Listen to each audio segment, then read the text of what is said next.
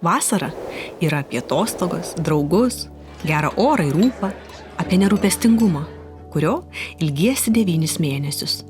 Ji apie šiurenančias vėjas smilgas, basas per šiltą smėlį brendančias pėdas, raidynės ir maudynės, ilgesnį knygų skaitimą, meškerių pliumsėjimus, nieko neveikimą saulės atokaitoje, sultingus arbūzo kąsnius, ilgus vakarojimus terasytėje, pokalbius ir apsikabinimus, pasimiršimą laike. Čia norėčiau dėti tašką, tačiau privalau tik stipriau įkvėpti pratesimui.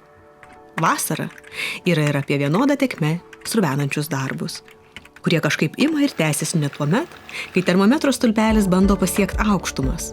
Ji apie įkaitusį miestą ir dūzgiančius užduotimis ofisiukus, kuriuose sukamės mes.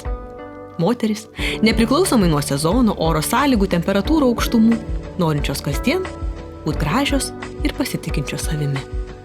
Esu moteris, mylinti atostogas ir savo darbinę kasdienybę, kuriu savo ir jums.